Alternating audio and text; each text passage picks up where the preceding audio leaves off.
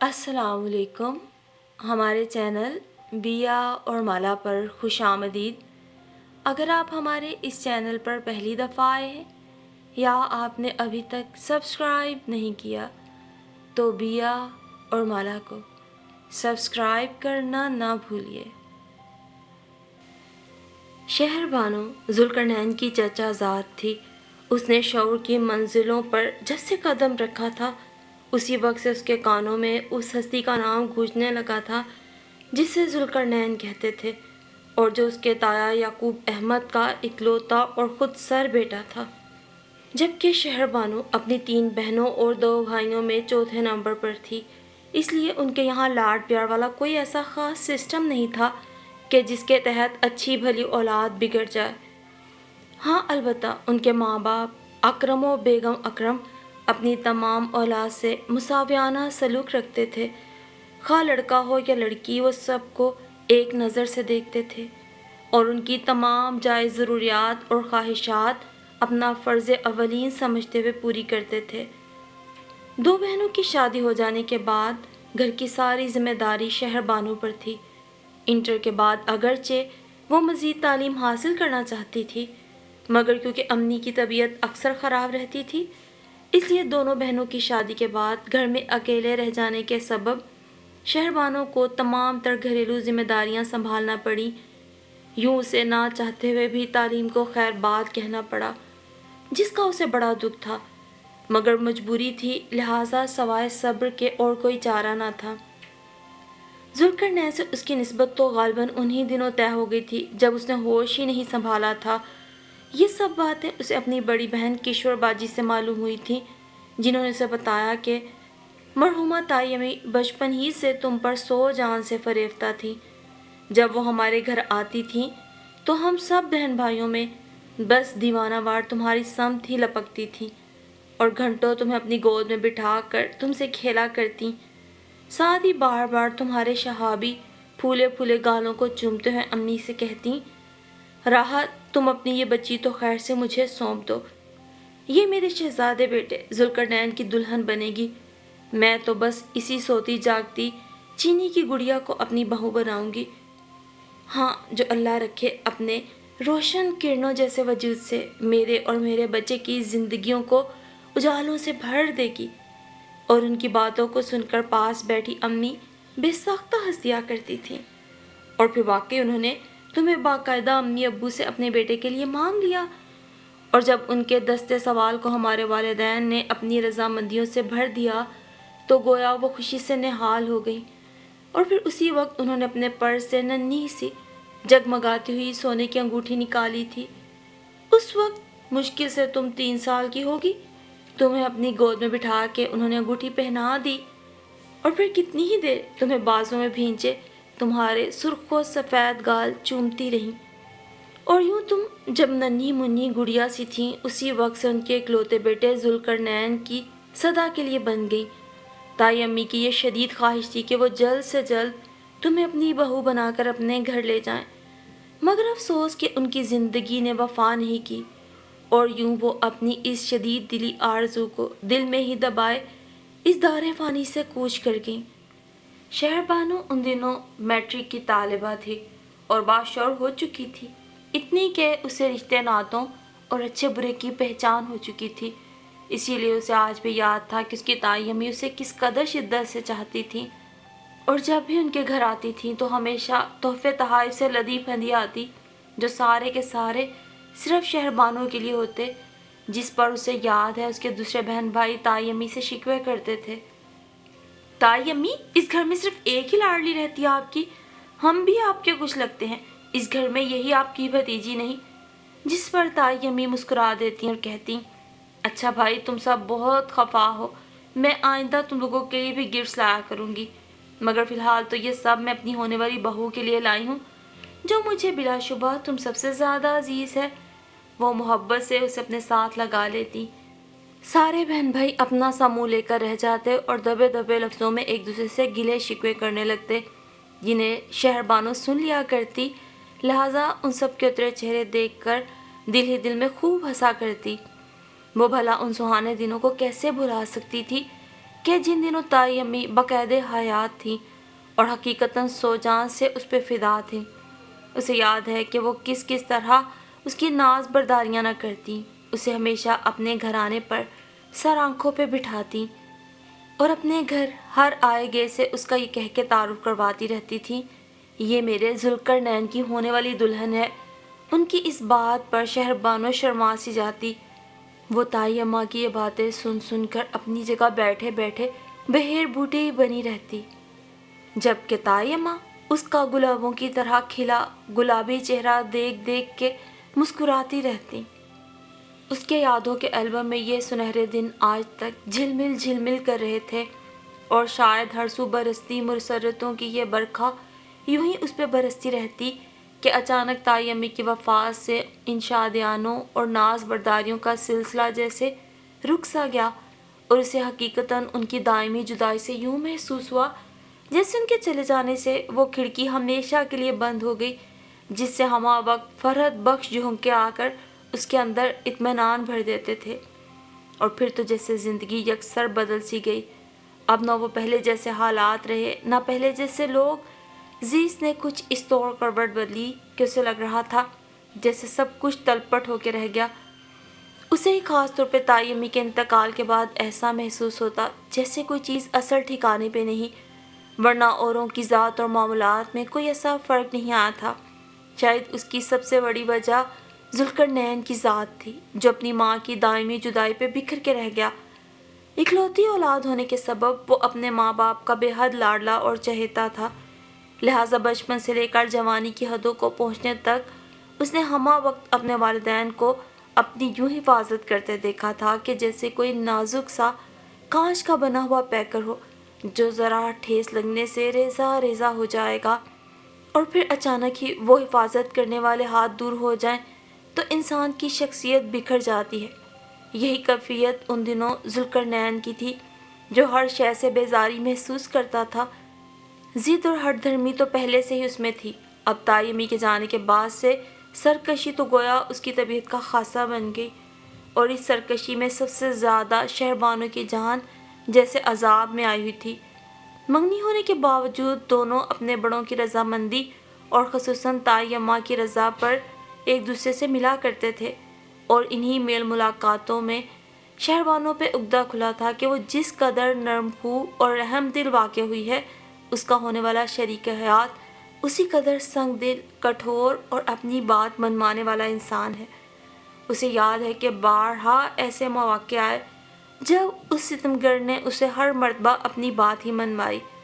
ان دنوں اس کے پیپرز ہو رہے تھے، لہٰذا وہ نہایت انہماک سے پڑھنے میں مصروف تھی، دنیا جہاں سے بے خبر، کمرہ بند کیے صرف پڑھائی کی طرف متوجہ۔ ایسے میں ذوالقرنین کے فون پہ فون آ رہے تھے۔ مجھے شہربانو سے بات کرنا ہے، پلیز چچی شہربانو کو بلائیں، مجھے اس سے بہت ضروری بات کرنا ہے۔ وہ جھنجھلاتی ہوئی فون سننے آئی تو دوسری طرف سے ذوالقرنین اسے بڑے پریم سے کسی ریسٹورنٹ میں چلنے کے لیے کہہ رہا تھا۔ ذوالقرنین، تمہیں کچھ علم بھی ہے تم کیا کہہ رہے ہو؟ میں اپنے امتحان کی تیاری کر رہی ہوں اور تمہیں آؤٹنگ کی پڑی ہے۔ مجھے کچھ نہیں معلوم، بس تمہیں میرے ساتھ چلنا ہے۔ علم ہے پورے 2 دن ہو گئے ہیں تمہیں دیکھے ہوئے، تم سے بات کیے ہوئے۔ اوفو ذوالقرنین، 2 دن ہی تو ہوئے ہیں، کوئی 2 صدیاں تو نہیں بیت گئیں۔ میں اصل میں پڑھائی میں اتنی مصروف ہوں، ابھی بھی مجھے یاد کرنا ہے۔ مجھے نہیں معلوم، میں یہی کوئی 20-25 منٹ میں تمہاری طرف پہنچ رہا ہوں، اوکے؟ اور پھر واقعی جب وہ آدھے گھنٹے میں ان کے گھر آن وارد ہوا تو نہ جانے کس انداز میں امی سے اجازت لی، تھوڑی دیر میں ہی امی اسے ڈانٹتی ہوئی کمرے میں داخل ہوئی۔ کیا بات ہے شانو، اتنے نخرے کیوں دکھا رہی ہو؟ ایک تو بچہ تمہارے ہی کہنے پہ تمہیں لینے آیا ہے کہ یاد کر کر کے تھک گئی ہوں، اسی تھوڑی دیر کھلی فضا میں جا کے فریش ہو جاؤں گی، اور اب جب کہ وہ آ گیا ہے تو بلا وجہ کی ضد پکڑ لی ہے۔ امی کی بات سن کر شہربانو جو پڑھنے میں محو تھی حیران نظر سے انہیں دیکھے گئی، اور پھر کوئی بات کہے بنا طویل سانس لے کر تیار ہونے کے لیے اپنی جگہ سے اٹھ کھڑی ہوئی۔ اسے علم تھا بھی اس سلسلے میں اپنی صفائی پیش کرنا بے معنی ہے، کیونکہ امی ذوالقرنین کی جادو بیانی کے بعد اس کی ایک نہیں سنے گی۔ جب پھر وہ راستے میں ذوالقرنین پر اس غلط بیانی کی وجہ سے ناراض ہوئی تو شرمندہ ہونے کی بجائے مسکرانے لگا۔ کیسے کہہ رہی تھی ذوالقرنین، میں نہیں جا سکتی تمہارے ساتھ، امتحان کی تیاری ہے، اب یہ کون میرے ساتھ بیٹھا آئس کریم کھا رہا ہے؟ اسی لیے تو کہتے ہیں ضد نہ کیا کرو اور اچھے بچوں کی طرح میری ہر بات چوں چرا کیے بنا مانا کرو۔ اس میں تمہارا کیا کمال ہے؟ یہ سب تو کم وقت اس زبان کے ہیر پھیر کا نتیجہ ہے۔ اس کی بات پر ذوالقرنین کھلکھلا کے ہنس دیا۔ میڈم، آج کل کے دور میں یہ ہیر پھیر بھی ایک آرٹ ہے۔ جواب میں شہربانو سے گھور کے رہ گئی۔ واقعات ایک کے بعد ایک ذہن میں آ رہے تھے۔ اسے یاد تھا اس دن بڑے زوروں کی بارش ہو رہی تھی، ہر جانب جل تھل تھا۔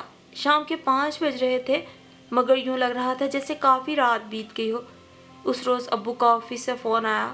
انہوں نے بتایا کہ آفس میں میٹنگ ہے، دیر سے آئیں گے۔ امی ان کے وقت پہ گھر نہ پہنچنے کے باعث پریشان تھیں۔ فون سننے کے بعد مطمئن ہو کر اپنے کاموں میں لگ گئی۔ شہربانو بھی ان کے ساتھ ہاتھ بٹا رہی تھی۔ آج روزانہ کی نسبت کچھ دیر ہو گئی، اس لیے امی کو یہ فکر تھی کہ رات کے کھانے میں کہیں دیر نہ ہو جائے۔ سو شانو جلدی جلدی سارے کام نمٹا رہی تھی تاکہ بھائی اور ابو کے آنے سے پہلے کھانا تیار ہو سکے۔ اسی دوران کال بیل بجی۔ امی بیل کی آواز پر دروازہ کھولنے اٹھیں۔ واپس آئیں تو پیچھے پیچھے ذوالقرنین تھا۔ شہربانو اس کی آمد پہ بڑی حیران ہوئی۔ یہ یہاں اس وقت اور اس موسم نے؟ خیریت ہے؟ بیٹا تم ذوالقرنین کے ساتھ اس کے گھر چلی جاؤ، تمہاری تائی امی کی طبیعت کچھ خراب ہے، ذوالقرنین کہہ رہا ہے۔ ویسے گھبرانے کی کوئی بات نہیں ہے، یہ دراصل صبح سے آنے کا سوچ رہا تھا مگر بارش نہیں رک رہی تھی، ناچار اسے اس موسم میں ہی نکلنا پڑا تمہیں لینے آنے کے لیے۔ جاؤ تم چلی جاؤ، میری طرف سے بھی تائی امی کی خیریت معلوم کرنا، میں بعد میں فون کر لوں گی۔ شہربانو نے امی کی بات سنی، پہلے ذوالقرنین اور پھر امی کو دیکھا جو ان کے پیچھے پریشان حال سا کھڑا تھا۔ اس کی پریشانی محسوس کر کے اس نے جلدی جلدی کام نمٹایا، کپڑے جھاڑتی ہوئی اپنی جگہ سے اٹھ کھڑی ہوئی۔ راستے میں شہربانو شیشے کی دیوار سے برستے پانیوں کو دیکھتی رہی۔ گاڑی میں سارا راستہ تیز برستے بادلوں کو دیکھنا اسے بہت اچھا لگ رہا تھا۔ وہ اپنی سوچوں میں محو تھی کہ اچانک ایسا محسوس ہوا ذوالقرنین کی گاڑی آبادیوں سے بہت دور نکل کر اب ایک سنسان علاقے کی طرف جا رہی ہے۔ اس کی تو جیسے جان ہی نکل گئی۔ اسے تیزی سے پلٹ کر ذوالقرنین کو دیکھا۔ مجھے کہاں لے کے جا رہے ہو؟ میں کسی سوال کا جواب دینے کا مجاز نہیں۔ ذوالقرنین پلیز، تمہیں مجھ پر ٹرسٹ نہیں؟ وہ تو ٹھیک ہے مگر بس پھر کسی اگر مگر کی گنجائش نہیں، لہٰذا خاموشی سے بیٹھی رہو۔ اتنا کہتے ہوئے ذوالقرنین نے گاڑی ایک گھنے درخت کے نیچے روک دی اور پھر اپنی جانب کا دروازہ کھول کے باہر نکل گیا۔ باہر مسلسل بارش ہو رہی تھی، اتنی تیز کہ دھند کی وجہ سے کچھ نظر بھی نہیں آ رہا تھا۔ اسے باہر نکلتے دیکھ کر شہربانو کے جسم میں سردی اور ٹھنڈک کے احساس سے کپ کپی سی طاری ہو گئی، مگر ذوالقرنین نے اس کی ظاہری حالت کی پرواہ کیے بغیر دروازہ کھول کر اسے زبردستی باہر بلا لیا۔ سرد موسم میں ٹھنڈے پانی کے اپنے وجود پہ پڑتے ہی شہربانو تو جیسے باقاعدہ کانپنے لگی، جبکہ دوسری جانب ذوالقرنین اس بھیگے موسم سے پوری طرح لطف اندوز ہو رہا تھا۔ اسے شاید سردی بھی نہیں لگ رہی تھی۔ ادھر شہربانو کا کام کے برا حال ہو گیا تھا۔ بارش کافی تیز ہونے کی وجہ سے بہت جلد شہربانو کے کاٹن کے کپڑے اس کے وجود سے چپک گئے تھے اور اسے اس حالت میں ذوالقرنین کے سامنے وہاں مزید رکنا دشوار لگ رہا تھا۔ پھر بھی ذوالقرنین کو اس بات کا احساس نہیں تھا اور وہ پوری طرح اس ٹھنڈے ہوش ربا موسم کو انجوائے کر رہا تھا۔ شہربانو کو لگ رہا تھا اگر وہ تھوڑی دیر اور رکی اور اسی طرح کھڑی رہی تو زیادہ دیر اپنے وجود کو اپنی کانپتی ٹانگوں کے سہارے پر کھڑا نہ رکھ سکے گی۔ اسی سوچ کے ساتھ اس کے وجود میں سنسناہٹ سی دوڑ گئی، لیکن پھر شاید ذوالقرنین کو بھی اس کی بدلتی ہوئی کیفیات کا اندازہ ہو گیا، جب ہی اس نے جلدی سے اسے بازوؤں سے تھام کر نزدیک ہی بڑے سے پتھر پہ بٹھا دیا اور پھر اسے یوں ہی مضبوطی سے تھامے تھامے مخمور لہجے میں بولا، شہربانو، میں تمہیں یہاں صرف اپنی دلی خواہش پہ لایا ہوں، ورنہ نہ تو امی نے تمہیں بلایا ہے نہ ہی ان کی طبیعت خراب ہے، بلکہ وہ تو اپنی ایک قریبی سہیلی کی بیٹی کی شادی میں شرکت کرنے گئی ہوئی ہیں۔ اس کی بات سن کر شانو ششدر رہ گئی۔ چند لمحے تو اس سے کچھ بولا ہی نہ گیا۔ تو پھر تمہیں امی کے سامنے یہ سب ڈھونگ رچانے کی کیا ضرورت تھی بھلا؟ کوئی ایسے بھی غلط بیانی سے کام لے کر کسی کے اعتماد کو مجروح کرتا ہے؟ اب اگر انہوں نے تائی امی کی طبیعت پوچھنے کے لیے فون کر لیا تو بتاؤ، تم اس کی فکر مت کرو کیونکہ ایسا کچھ نہیں ہوگا، اس لیے کہ ہمارے گھر کا فون خراب ہے۔ اوہ، تو گویا سارے انتظامات کر کے چلے ہو؟ جی جناب، ہم سارا بندوبست کرنے کے بعد کوئی قدم اٹھاتے ہیں۔ بڑے تجربہ کار ہو اس فیلڈ میں۔ شہربانو کے لہجے میں چھپی کاٹ کو محسوس کر کے وہ زندہ دلی سے ہنس پڑا اور پھر طویل سانس لے کے رہ گیا۔ کچھ دیر ماحول پر خاموشی چھائی رہی اور سوائے بہتے پانیوں کے شور کے دوسری کوئی صدا نہ آئی۔ پھر ذوالقرنین کی بوجھل آواز نے ہی ان خاموشیوں کو توڑا۔ شہربانو، تمہیں شاید اندازہ نہیں کہ میں تمہیں کس قدر ٹوٹ کے چاہتا ہوں، اتنا کہ تم اس کا تصور بھی نہیں کر سکتی، اور اس لیے میں تمہیں جب دیکھنا چاہتا ہوں تو دل کے ہاتھوں مجبور ہو کر تمہیں مختلف بہانوں سے اپنے نزدیک لے آتا ہوں تاکہ میرے جذبوں کو میری آنکھوں کی شدت سے تم جان سکو۔ اس کا لہجہ آخری جملہ کہتے کہتے ٹوٹ سا گیا، لہٰذا وہ کچھ دیر کے لیے خاموش سا ہو گیا، شاید ان لمحوں میں اپنی اندرونی کیفیات پر قابو پا رہا تھا۔ اسی لیے شہربانو، میں آج بھی تمہیں ایک چھوٹا سا جھوٹ بول کر اپنے ساتھ لے آیا، اور پھر تمہیں یاد ہے کہ آج اس سال کی آخری شام ہے، میں نئے سال کی آمد تمہارے ساتھ سیلیبریٹ کرنا چاہتا ہوں۔ اس نے یہ کہہ کر خاموشی سے ایک خوبصورت سی مخملی ڈبیا اپنی جیب سے نکالی جس میں نازک سا گولڈ کا سیٹ تھا۔ اس کی جانب بڑھاتے ہوئے بولا، سال نو مبارک۔ اس منفرد انداز میں سیلیبریٹ کیے جانے والے نئے سال پر شہربانو تھوڑی دیر کے لیے مبہوت سی ہو کے رہ گئی، اور پھر اس نے بڑی خاموشی سے اپنے سفید کامتے ہوئے بھیگے ہاتھوں میں وہ مخملی بکس تھام لیا، اور ذوالقرنین نے بدستور اسے دیکھتے ہوئے تھینک یو کہا۔ شہربانو کو یاد نہیں تھا کہ اس شخص نے کبھی تو اس کی اپنے آگے چلنے دی ہو، بس ہمیشہ اپنی ہی من مانی کی تھی، اپنی ہی مرضی چلائی تھی، اور اسی طرح اس نے بہت کم، شاید ایک بار ہی اسے ڈھنگ سے گھر میں اپنی طرف سے تحفہ دیا ہو، ورنہ جب کبھی اس کی برتھ ڈے آئی اس نے اس موقع کا گفٹ اسے گھٹنوں گھٹنوں پانی میں ٹہلتے ٹہلتے دیا، اور اس کے ہر امتحان میں کامیابی پر اسے ہمیشہ کسی میوزیم، پارک یا پھر تصویری نمائش کے دیکھنے کے دوران تحفے سے نوازا۔ غرض اپنی عادات و اطوار کے لحاظ سے ذوالقرنین دنیا کا نرالا ہی تھا، جس کی ہر ادا، ہر چلن اوروں سے قطعی مختلف تھی، جس کا شہربانو کو کبھی کبھی بڑا احساس ہوتا تھا، اور جس پر وہ اسے اس کی نرالی فطرت پہ ٹوک بھی دیتی، لیکن وہ جانے کس مٹی کا بنا ہوا تھا کہ اس پہ کسی بات کا اثر ہی نہ ہوتا۔ اور پھر زندگی اپنی مخصوص رفتار سے رواں دواں تھی کہ اچانک طائی امی کی وفات پر جیسے پرسکون جھیل سی زندگیوں میں بھونچال آ گیا۔ اس ناگہانی آفت کی زد میں خاندان کے سارے لوگ آ گئے، مگر سب سے زیادہ ذوالقرنین اور شہربانو پر اس سانحے نے اثر ڈالا، کیونکہ اس کے بعد شہربانو کو اپنی زندگی میں کسی کمی کا بڑی شدت سے احساس ہوتا، جبکہ ادھر ذوالقرنین جیسے ہر دم ہنسنے بولنے والا انسان جیسے چپ ہو گیا۔ پھر نہ جانے وقت گزرنے کے دوران اس کے اندر ضد کے ساتھ ساتھ سرکشی بھی کیوں کر آ گئی، حالانکہ اس سے پہلے بھی وہ اگرچہ اپنی ہر بات منوانے والا شخص تھا، مگر اس وقت اس کے انداز جارحانہ نہیں ہوتے تھے۔ اب تو ہر گزرتے وقت کے ساتھ اس کے اندر جیسے حاکمانہ رنگ اترتا جا رہا تھا۔ شاید اس کی بڑی وجہ وہ خلا تھا جو طائی امی کے انتقال کے بعد اس کی زندگی میں پیدا ہو گیا، اور جسے کسی طور پورا نہیں کیا جا سکتا تھا۔ غالباً اسی محرومی نے اسے اس قدر سرکش اور کسی حد تک باغی بنا دیا، اور اس کے ان تمام بدلتے ہوئے مزاجوں کا شکار صرف اور صرف شہربانو بنتی تھی، جس پر اب وہ حکومت کرتا تھا اور جس سے اپنی ملکیت سمجھتے ہوئے اس پہ پورا حق جتاتا تھا۔ اس کے اس بدلتے ہوئے رنگ کو دیکھ کر کبھی کبھار شہربانو کو اپنا دم گھٹتا ہوا محسوس ہوتا، کیونکہ آخر وہ بھی انسان تھی جس کی اپنی بھی کوئی عزت تھی، انا تھی، سوچ تھی۔ وہ کوئی موم کی گڑیا نہیں تھی جسے جس طرح چاہو تروڑ مروڑ لو، جس انداز میں چاہو اس کا رخ بدل لو۔ لہٰذا جب بھی وہ ذوالقرنین کی ان بے جا اجارہ داریوں سے گھبرا جاتی تو سوچتی اس کا یہی عالم رہا تو زندگی کیسے بسر ہوگی، اور وہ کیسے اس پتھر کے صنم کے ساتھ گزارا کر سکے گی۔ یہ سوچتے سوچتے وہ خود سے الجھنے لگتی۔ اس دن وہ اپنی کزنز کے ساتھ صبا آپا کی مہندی میں گانے گا رہی تھی کہ اچانک کہیں سے ذوالقرنین اس کے عین سامنے آ کھڑا ہوا اور اشارے سے اسے اپنے ساتھ چلنے کو کہا۔ شہربانو کیونکہ اتنے لوگوں کی موجودگی میں تماشا بننا نہیں چاہتی تھی، لہٰذا اس نے نسبتاً سنسان جگہ پر لے جا کر اسے نرمی سے انکار کر دیا۔ نہیں ذوالقرنین، میں نہیں جا سکوں گی۔ کیوں؟ بس ایسے ہی دیکھو نا، کتنے عرصے بعد ہم سب فیملی ممبرز جمع ہوئے ہیں، اتنا مزہ آ رہا ہے اور سب کی موجودگی میں کیسے جا سکتی ہوں؟ اتنا کہہ کر وہ جانے کے لیے مڑی تھی کہ پیچھے سے ذوالقرنین نے اس کا بازو سختی سے پکڑ لیا۔ تو تم اس وقت میرے ساتھ نہیں جا سکتی کیونکہ یہ فضول سی گیدرنگ تمہارے لیے مجھ سے زیادہ ضروری ہے، جبکہ تمہیں علم ہے کہ میں پورے 1 ہفتے بعد بزنس ٹور سے واپسی پر تھکن کے باوجود تم سے ملنے آیا ہوں، اور تم بجائے اس کے کہ مجھے اہمیت دو، مجھ پر اس محفل کو ترجیح دے رہی ہو۔ شہر بانو، میرا یہ مطلب نہیں تھا، شہر بانو نے اسے بگڑتے دیکھ کے نرمی سے کہا۔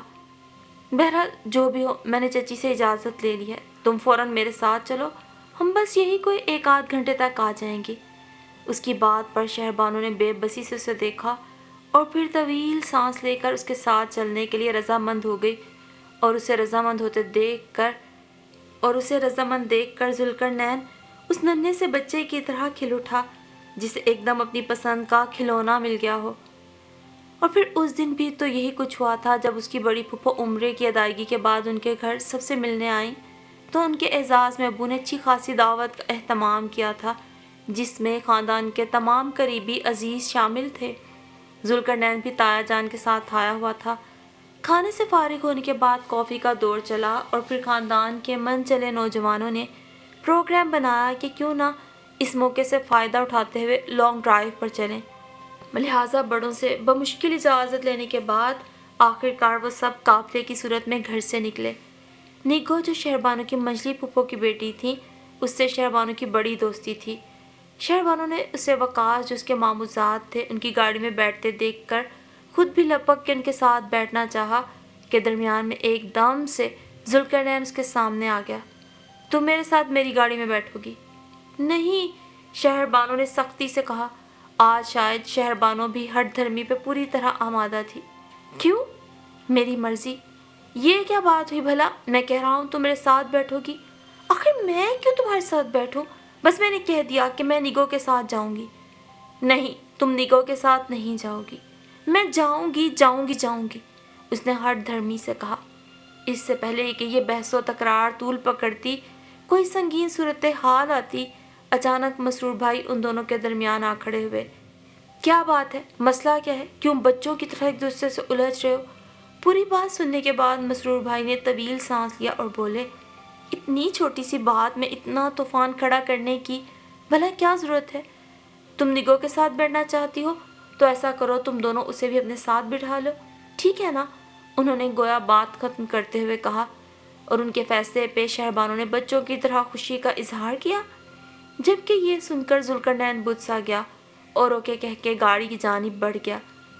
اگر دیکھا جاتا تو اتنی وارفتگیاں، اتنی شدید محبتیں دیکھ کر کوئی بھی چاہے جانے والا اپنی خوش بختیوں پہ فخر و ناز کر سکتا تھا، غرور کر سکتا تھا، مگر نہ جانے کیوں اتنی شدید اور سچے موتی سی محبتیں پا کر بھی شہر بانو اندر سے بے چین رہتی تھی اور بری طرح مضطرب رہا کرتی کہ آخر ان شوریدہ سر محبتوں کا انجام کیا ہوگا، کیونکہ وہ سمجھتی تھی قیامت خیز محبتیں کبھی کبھی اپنی لپیٹ میں اس توڑ لیتی ہیں کہ پھر وہ کہیں کے نہیں رہتے، مگر یہ وسوسے تھے جو اس کے اندر پروان چڑھ رہے تھے، مگر بظاہر اس نے ابھی تک اس کا اظہار ذوالقرنین سے نہیں کیا تھا۔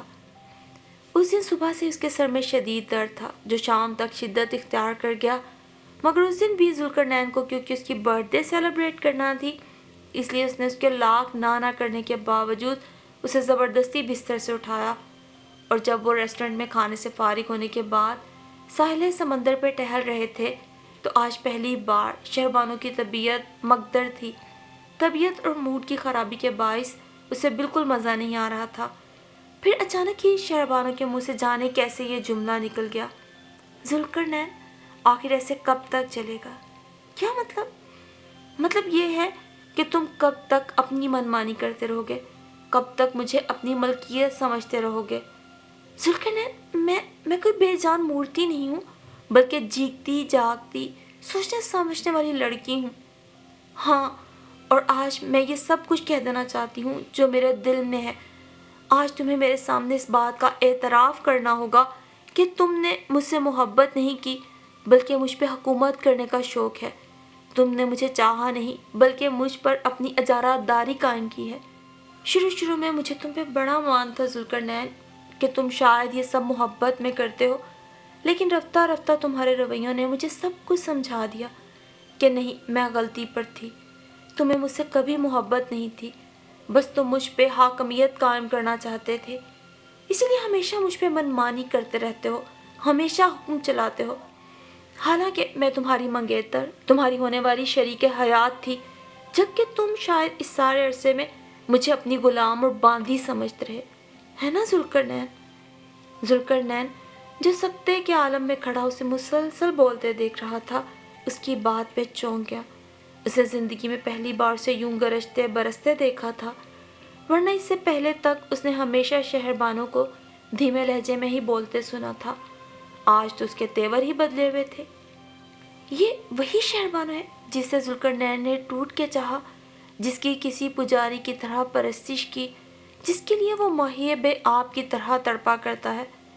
میں تو اسے اس قدر ٹوٹ کر چاہتا ہوں کہ ہوش و خرد کی دنیا سے آگے نکل گیا ہوں، اور اس لیے تو بے خودی میں مجھ سے الٹی سیدھی حرکتیں سرزد ہوتی ہیں۔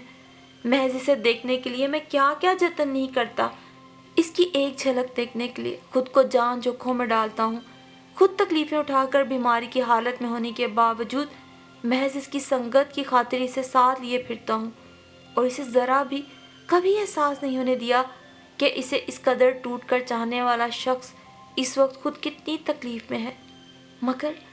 مگر آفرین ہے شہربانو تم پہ کہ تم مجھے ان سب پر یہ صلہ دے رہی ہو۔ کیا یہی میری وفاؤں کا انعام ہے جو مجھے حاکم و جابر کے القابات کی صورت میں مل رہا ہے؟ اس وقت اس کے اندر بڑی تیزی سے ٹوٹ پھوٹ کا عمل جاری تھا، کہیں وہ صدمے اور رنج سے اپنی اس متاع عزیز کے سامنے ہی ڈھیر نہ ہو جائے۔ اس خیال کے آتے ہی اس کے اندر جیسے لہریں سی اٹھنے لگیں، اور دل کے نہاں خانوں میں اس قدر شور مچا کہ اسے اپنے ارد گرد کی کوئی آواز سنائی ہی نہ دی۔ وہ کچھ دیر تک اپنے بالکل نزدیک کھڑی شعلہ جوالہ بنی اس دشمن جاں کو دیکھتا رہا، پھر اپنے دل میں اٹھتی ٹیسوں کو دباتے ہوئے بولا، شہربانو چلو گھر چلتے ہیں، بہت دیر ہو گئی ہے۔ شہربانو نے اس کی بدلتی ہوئی کیفیات سے بے نیاز ہوتے ہوئے قدم آگے بڑھا دیے۔ ذوالقرنین نے ایک بار پھر گہری نظروں سے اسے دیکھا اور پھر ڈگمگاتے قدموں سے گاڑی کی سمت بڑھ گیا۔ اس روز کے بعد سے ذوالقرنین نے نہ صرف اس کے پاس آنا چھوڑ دیا تھا، بلکہ اب وہ اسے فون تک نہیں کرتا تھا۔ شہربانو اس بات کا کوئی خاص نوٹس نہیں لے رہی تھی، بلکہ بڑے غرور سے اس نے سوچا کہ نہیں آتا تو نہ آئے، نہ کرے فون، میں کون سا اس کی جدائی میں مری جا رہی ہوں، دیکھتی ہوں کب تک مہاراجہ صاحب اکڑے رہتے ہیں۔ مجھے پورا یقین ہے کہ ایک آدھ دن میں غصہ وغیرہ سب بھول بھال خود ہی ہمیشہ کی طرح بھاگے دوڑے آئیں گے۔ مگر یہ شہربانو کی بھول تھی، اسے اندازہ نہیں تھا کہ اس نے اس روز اپنی باتوں سے اپنے محبوب کو جو اسے دیوانہ وار چاہتا ہے کتنا ہرٹ کیا۔ اندر سے بکھر گیا تھا وہ، لہٰذا اسی لیے اس نے خود پر جبر کر کے یہ عہد کیا تھا کہ اب کبھی وہ اس ستمگر کے گھر کا رخ نہیں کرے گا جس نے اسے سمجھنے میں غلطی کی اور اسے اپنی باتوں سے مسلسل دکھ دیا۔ آج پورے 20 دن ہو گئے تھے مگر ذوالقرنین کی کوئی خبر نہیں آئی تھی۔ اب تو شہربانو کو بھی سچ مچ تشویش ہونے لگی، اس کے ساتھ ساتھ گھبراہٹ بھی، حالانکہ وہی شہربانو تھی جو کبھی اس دیوانے سے پیچھا چھڑانا چاہتی تھی اور اس کے بغیر ہی سہیلیوں کے ساتھ گھومنا پھرنا چاہتی تھی، اس کے بنا آزادی سے سانس لینا چاہتی تھی۔ حالانکہ اس عرصے میں اس نے اپنے دل کے برسوں کے ارمان خوب نکالے تھے اور ذوالقرنین کی عدم موجودگی میں اپنی سہیلیوں کے ساتھ خوب گھومی پھری تھی اور تقریباً ان تمام جگہوں پہ گئی جہاں وہ کبھی ذوالقرنین کے ساتھ جاتی رہی تھی، مگر اسے ہر بار اس بات کا اعتراف کرنا پڑا کہ سب لوگوں کی موجودگی کے باوجود، تمام افراد کے ہوتے ہوئے بھی اسے ہر مقام پر ایک شخص کی یاد بڑی شدت سے آتی رہی جسے اس نے ہر لمحہ اگنور کیا تھا، جبکہ کچھ دنوں پہلے تک وہ سوچ رہی تھی کہ وہ اس کے بغیر بھی رہ لے گی اور اسے کچھ نہیں ہوگا، مگر ایسا نہ ہو سکا تھا، بلکہ اس کے بنا تو شہربانو نے ایک ایک لمحہ مر مر کے گزارا تھا۔ اور پھر جب اس ہرجائی کی شکل دیکھے اور آواز سنے، پورے 20 دن ہو گئے تو کافی سوچ بچار کے بعد، خود پہ لاکھ پہرے بٹھانے کے باوجود، وہ اس سرکش اور ضدی انسان کے آگے جس نے ہمیشہ اپنی من مانی کی تھی، ہمیشہ کی طرح ہار گئی۔ مگر یہ کیسی ہار تھی جس میں اسے جیت کا مزہ آ رہا تھا۔ آخر کار اس نے یہ اعتراف کر لیا تھا کہ وہ ہر دھرم انسان ہی اس کا سب کچھ ہے، اور در حقیقت اس کی ہر خوشی اس کی ذات سے منسوب ہے، ورنہ اس کے بنا تو اسے بہاروں میں بھی خزاؤں کا گما ہو رہا تھا۔ ہاں ہاں، ذوالقرنین، میں ہار گئی اور تم جیت گئے۔ میں آج اس بات کا اعتراف کرتی ہوں کہ جسے میں تمہاری اجارہ داری سمجھتی تھی، وہی تو دراصل تمہاری شوریدہ سر چاہتے تھیں، جنہیں میں سمجھ ہی نہ سکی۔ دروازے پہ ہلکی سی دستک پر ذوالقرنین نے سر اٹھایا۔ وہ سمجھا دروازے پہ رحمت بابا ہیں۔ ٹھیک ہے رحمت بابا، آپ جائیں، میں خود مین گیٹ بند کر دوں گا۔ مگر پھر جب دوبارہ دروازے پہ دستک ہوئی تو ذوالقرنین، جو کسی کو فون کرنے میں مصروف تھا، ریسیور ہاتھ میں پکڑے سر اٹھا کر دروازے کی جانب دیکھنے لگا، جہاں ملگجے آتشی کلر کے سوٹ میں ملبوس بکھرے بالوں میں شہربانو کھڑی تھی۔ تم؟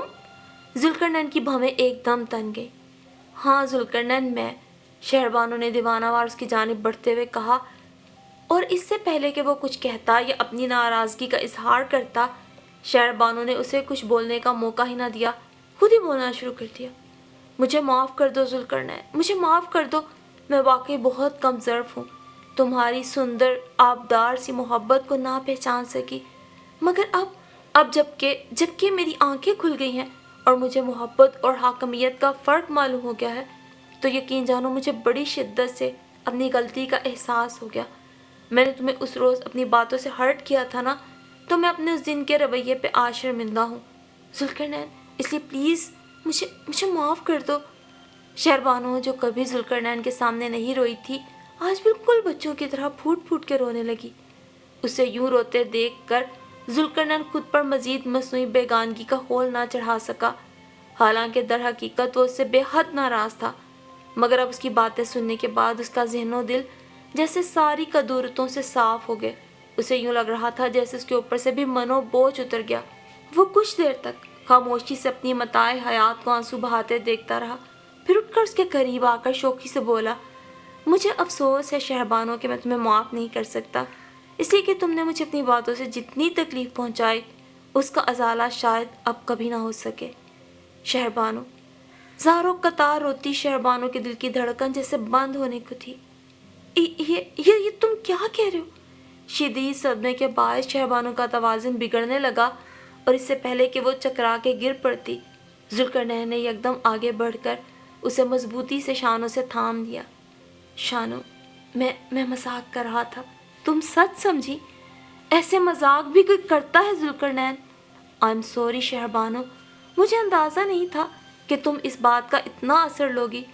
بہرکیف جو ہوا سو ہوا، اب ان سب باتوں کو بھول جاؤ، اس نے محبت سے کہا، اور اس کی بات پر بھیگے چہرے کے ساتھ شہربانو نے اس بات میں سر ہلا دیا اور پھر دوپٹے سے اپنا چہرہ صاف کرتے ہوئے بولی، ذوالقرنین، اب میں چلتی ہوں، بہت دیر ہو رہی ہے، امی انتظار کر رہی ہوں گی۔